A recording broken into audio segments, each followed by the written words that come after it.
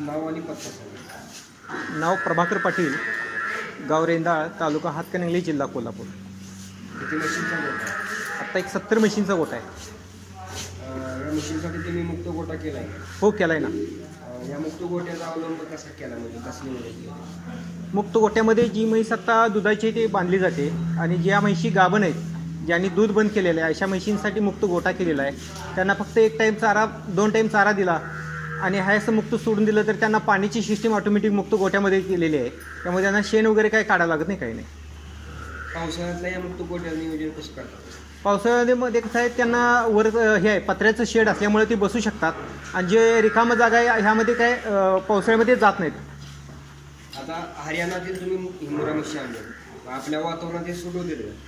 आपल्या हवामानामध्ये एकदम हरियाणापेक्षा सुद्धा इथलं वातावरण माझ्या हिशोबाने चांगलं गेले. मी आता 5-6 वर्ष यामध्ये आहे.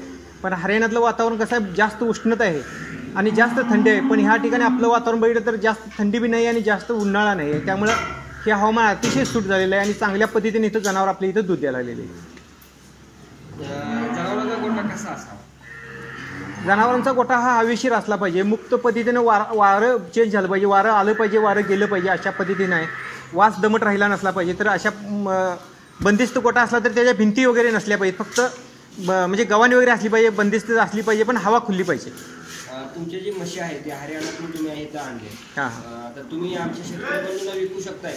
हो, देऊ शकते, काय अडचण नाही. आमच्या इथं बऱ्याच शेतकऱ्यांना आतापर्यंत जवळ 1200 ते 1300 म्हशी इथं घेऊन गेलेले आहेत. आतापर्यंत गोकुळला त्याला सबसिडी मिळाल्या. त्याचबरोबर कर्नाटकामध्ये सुद्धा बऱ्याच म्हशी यामध्ये गेलेल्या आहेत.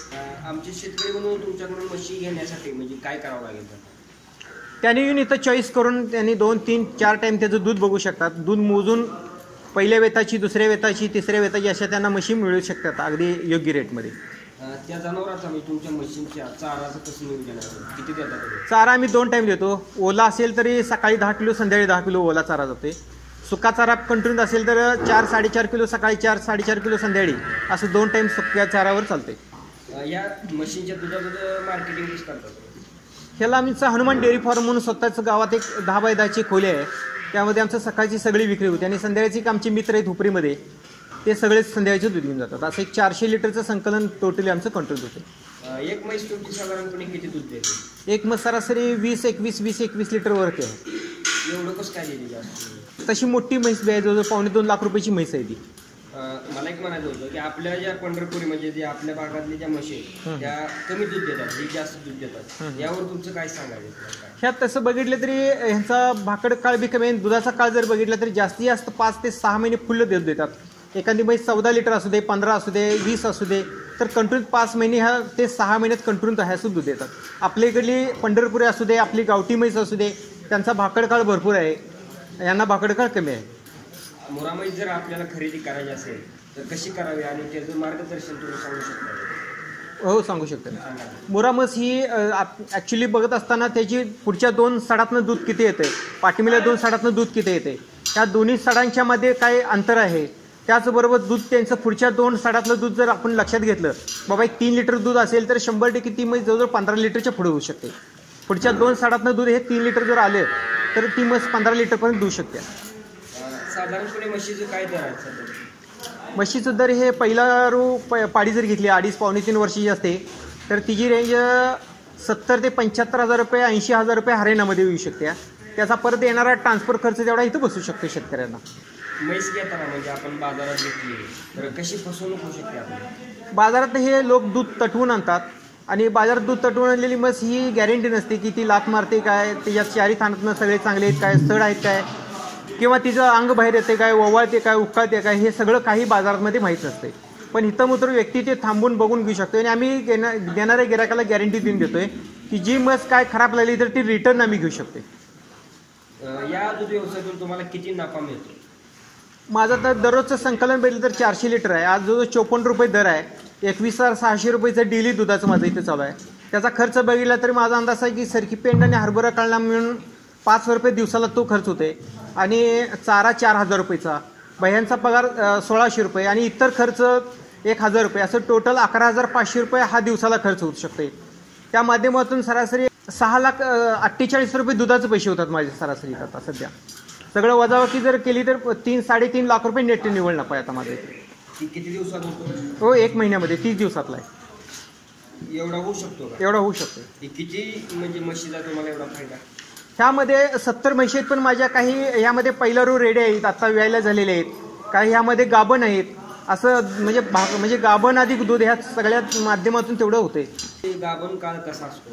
गाभण काळ ह्या पहिल्या गायीपेक्षा सुद्धा चांगला यांचा आहे की 21व्या दिवशी पहिल्या माझ्यावर येतात ह्या म्हशी. त्यानंतर 21व्या दिवशी 42व्या दिवशी पहिल्या महिन्यात किंवा दुसऱ्या महिन्यात जर म्हशी गाभण गेल्या तर जवळजवळ 5 ते 6 महिने फुल दुधाचा काळ आहे ह्या म्हशींना. जरी यांचा बच्चा वारला असेल तर सुद्धा दुधाची काही सुद्धा तक्रार येत नाही. आता तुमच्या जी म्हशी आहेत त्यात साधारणपणे कितीव्या वेतापर्यंत आहेत आणि कशा आहेत? ह्यामध्ये पहिल्या वेताचे आहेत, दुसऱ्या वेताचे आहेत, तिसऱ्या वेतापर्यंत आहेत. पहिल्या दुसऱ्या तिसऱ्या वेतापर्यंत आम्ही म्हशी इथे ठेवलेले आहेत. ह्यामध्ये म्हशी माझ्यावर आले तर शक्यतो आमच्या इथे कसं आहे की स्वतः मी तिकडून एक रेडा आणलेला आहे हरियाणाचा. त्याची युवराजचं नसल आहे. ते आत्तापर्यंत माझ्या तरी गोट्यामध्ये सगळं म्हणजे सक्सेसफुल झालेलं आहे आत्तापर्यंत. आणि अशा माध्यमातून रेडा जवळजवळ 75,000 रुपये आणलेला आहे, पण रेडा सगळा सक्सेस झालेला आहे. दवाखान्याचा काही जास्त काळ नाही आहे. त्या माध्यमातून डॉक्टर्स बी तुम्हाला इथं आता म्हणजे आलेले आहेत, ते सुद्धा तुम्हाला थोडी मुलाखतमध्ये बोलून देतील. म्हणजे ह्यांचं आरोग्य अतिशय चांगलं आहे. जास्त काळ म्हणजे लागणार नाही. दवाखान्याचा खर्च, मेडिसिन एकदम कमी आहे. गायींना जसा खर्च येते तसा इथं खर्च येऊ शकत नाही आहे. तर सर हा उद्योग शेती नसताना करता येतोय का? 100% सर करता येतोय. आता बरेच काही यामध्ये 10वी झालेले आहेत, 12वी झालेले आहेत, ग्रॅज्युएशन मुलांचं पूर्ण झालेलं आहे. अशा मुलांनी सुद्धा आपल्या भागामध्ये जनावर आता पाळलेले आहेत. माझ्या हिशोबाने जवळजवळ एक म्हैस इथं 15 लिटरची सरासरी ॲव्हरेज आम्ही गॅरंटी देऊन देऊ शकतोय. एका शेतकऱ्याच्या मुलानं जर कॉलेज करत सुद्धा जर सर्व्हिस नसेल आणि 3 म्हशी जर त्यानं पाळल्या तर 15 45 लिटर त्याचं दूध जाऊ शकतंय. ह्या 45 लिटर डेलीच्या दुधामध्ये जर असा आपण हिशोब घातला तर त्याचं जवळजवळ 50 रुपयांना दुधाचा दर आहे. तर 50 रुपयाच्या माध्यमातून त्याचं रोजचं 1-2,500 पर्यंत दूध होऊ शकते. आणि त्याचा खर्च जर बघितला तर 1,000 रुपये खर्च येऊ शकतोय. डेली 1500 रुपये त्या मुलग्याला राहिले तर 30 दिवसामध्ये 45,000 रुपये त्याला इथं पगार पडला जाईल. आणि 12/10 मध्ये त्याची ही जनावर बसू शकतात. त्या अडचणी 3 जनावरांना कमी जागा लागेल. कॉलेज करत त्याला करण्यासारखं आहे. एकदम सूट होऊ शकते त्यांना. या जनावरांचं खाद्याचं नियोजन कसं करावं लागेल? ह्यामध्ये ते काही सुका चारा जर असेल तर त्यांना सुक्या चाऱ्यामध्ये एकदम सक्सेसफुल होऊ शकतोय. सुका चारा फक्त 4-4 किलो लागतोय, जास्त वेळ लागत नाही. तर असा सुका चारा आणि सरकी पेंड आणि हरभरा काळा हा विकत मिळतो. त्यामुळे कॉलेजच्या कुठल्याही विद्यार्थ्याला हा धंदा करायला एकदम चांगला आहे. महिन्याला 50,000 त्याला जर पेमेंट पाडायचं असेल तर मी त्याला कॅल्क्युलेशन करून देऊ शकतोय. त्यामध्ये जनावरांचं फॅट का वाढलं पाहिजे आणि जनावरांचं फॅट वाढलं तर त्याला दुधाला रेट मिळतोय ते सुद्धा मी ह्या ठिकाणी त्यांना कॅल्क्युलेशन देऊ शकतोय. काही हरियाणाच्या म्हशीला आणता आता ह्या ठिकाणी गोकुळची सबसिडी आहे 25,000 रुपये, तेही त्यांना ह्या ठिकाणी मिळू शकते. काय अडचण नाही. काही नाही. हरियाणाचा दाखला असेल, म्हैस हरियाणाची असेल तर गोकुळात 25,000 रुपये प्रत्येक म्हशीला अनुदान देत आहे. आता सध्या बऱ्याच ह्यामध्ये जर बघितलं तर म्हणजे सुशिक्षित बेरोजगार भरपूर आहे. सर्व्हिसांचा प्रॉब्लेम आहे. तर ह्या ठिकाणी जनावरांचा धंदा अतिशय म्हणजे एकदम चांगला आहे. जर व्यवसाय म्हणून केला तर त्याला 4 पैसे चांगले मिळू शकतात. कारण गेल्या वर्षी माझ्या 35 म्हशी होत्या तर ह्यावेळी 70 म्हशी झालेल्या आहेत. जवळजवळ 1 वर्षामध्ये अतिशय मी चांगल्या पद्धतीने इथं भरारी घेतलेली आहे. अशा पद्धतीने बऱ्याच मुलांनी करावं आणि ह्यामध्ये सक्सेस व्हावं. आज म्हशीची किंमत बघितली तर गेल्या 5 वर्षामध्ये जी म्हैस 50,000ला येत होती ती आज ₹1,00,000 येते. म्हणजे म्हशीची किंमत जवळजवळ इथं दाम दुप्पट होते. आणि काही लस अशी आहे की एखाद्या म्हशीला जर लस सोडली तर त्याला रेडीस होते आणि 5 वर्षामध्ये 5 रेड्या झाल्या तर ती म्हैस अधिक 5 अशी 5 जनावर त्याची होऊ शकतात. म्हणजे 5 पट या ठिकाणी त्याचा फायदा होऊ शकतो. सर यासाठी तुम्ही फॅट वाढण्यासाठी काय करता? काय करावं? फॅटसाठी आता रेग्युलर सरकी पेंड आणि आपण हरभरा काळा हा दोन्ही घालतो. ह्यामध्ये दूध वाढतं. पण फॅट वाढण्यासाठी जर खोबऱ्याची पेंड जर प्रत्येक शेतकऱ्याने तो वापरली तर जवळजवळ प्रत्येक म्हशीची फॅट हे 8, 9, 10 पर्यंत येऊ शकते. सर मी आल्यानंतर तुमच्या गोट्यावर पाहिलं की त्या मशीनला मोहरीचं तेल लावलं होतं, त्याचं कारण काय? त्या कशात आता ज्येष्ठ हरियाणाहून आलेलं लोड आहेत. तर ट्रकात वारं आणि पाऊस भरपूर असतो त्यामुळे अंग तडाकलेलं होतं. मोहरीच्या तेलामुळे अंग जनावरांचं मऊ राहते, मऊसूत्रपणा राहतो. अंगावरती प्रवासाचा खर्च कंटाळा गेलेला असतो म्हणून मोहरीच तेलला दिलं जातं. मग ते तुम्ही दररोज लावता का फक्त? हो, आठवड्यातून 1-2 वेळा तसं मॉलिश केलं जातं. मी बऱ्याच आता हरियाणामध्ये जात असतो. पण हरियाणामध्ये सगळ्याच ठिकाणी गावामध्ये एक तळ असतं आणि प्रत्येक तळ्यामध्ये ह्या गावामध्ये अशा म्हशी सोडल्या जातात. ते एक बघून आपण एक छोटं तळं असावं अशा पद्धतीने मी इथे एक 40x40 हे असं हौद पद्धतीने केलेलं आहे स्विमिंग टँक. आणि म्हशी जेवढ्या त्या जातात तेवढ्या एकाही म्हशीला आतापर्यंत तांबू झालेलं नाही, गोचिड झालेलं नाही, पिसू झालेलं नाही. ह्या सगळ्या तिथं म्हैस बसल्यानंतर 3-3, 4-4 तास म्हस पाण्यातून हलत नाही. त्यामुळे काही त्यांना जनावरांना पिसू वा वगैरे या होत नाहीत, तांबू होत नाही. अजून काय फायदा होतो यामुळे? त्यामध्ये मुक्त सोडल्यामुळे जनावरांचं दूध हे कमीत कमी 1 लिटर बरं आरामशीर वाढत जातं रेग्युलर बांधलेल्या म्हशीपेक्षा सुद्धा.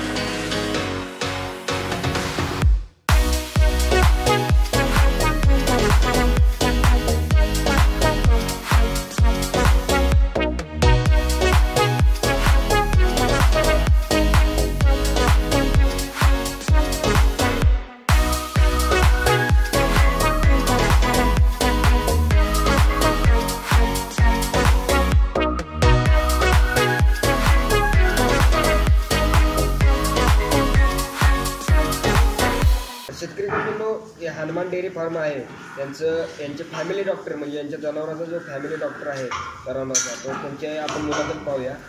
तर सर नमस्कार. नमस्कार. तुमचं नाव आणि पत्ता सांगा. संतोष बाबासो कुंभार, रेंदाळ. यांनी जी म्हशी पाळलेल्या आहेत तर हे वातावरण या सूट होते तुला?